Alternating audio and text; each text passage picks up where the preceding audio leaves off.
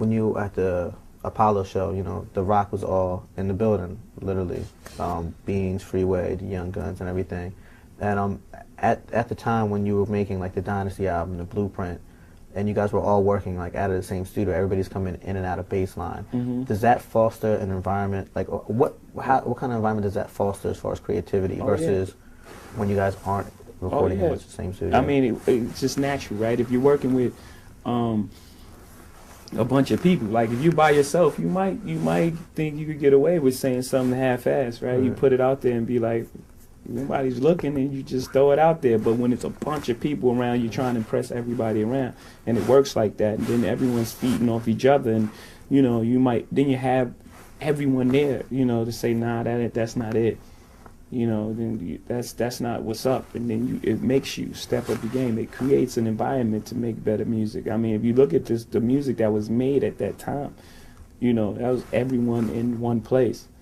Yeah, so absolutely, baseline was incredible for that time period. I don't think we could be touched at that time period. Forget about it. And then when you did American Gangster, it wasn't exactly the same thing, but from reading about it, it seems like it was almost an environment like that with all the producers just being there. Like I think I remember reading Jermaine Dupri talking about like feeling the pressure of like having Toomp make a beat there, and I think another producer was around. No ID was in the corner, Toomp was there, then people was coming by, and I was playing the album, and you know, he was with his headphones and all his machines, and he was trying to make a beat. At one point I looked over to him, was like, you cool with this? Like, it was, I really, you know, I mean, I already respect him as a great producer, but that moment right there, to make that track, to make the track that he made in that type of environment was very difficult, to be honest with you, because it was like a party.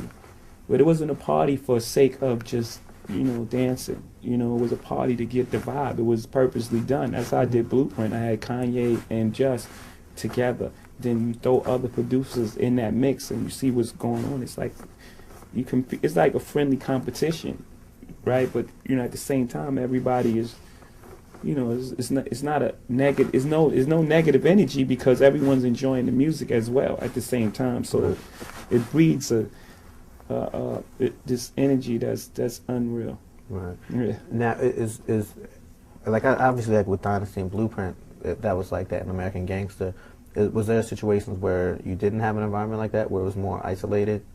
Yeah, a lot of times. You know, a lot of times.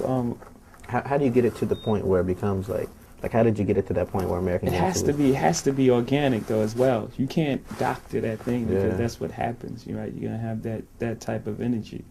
You know, it's like anything else. Timing is everything. Or all those stars align. You know, I didn't plan to have Toomp in the same day as, you know, as Jermaine. It just really, everything just came together. I didn't plan to have Nas on Success. I didn't even plan to make this album. Yeah. You know, it just really, everything just happened with just the time and the stars aligned. You know, who knew that Kanye West was going to be a great producer? Or Just Blaze, they were pretty much unknown. Right. They did a couple tracks with like a Mill and maybe a Bean song or something like that, but they hadn't done much work at that time. So I didn't know that those two was going to work out to make that. Right. You know, it was just the stars. Yeah.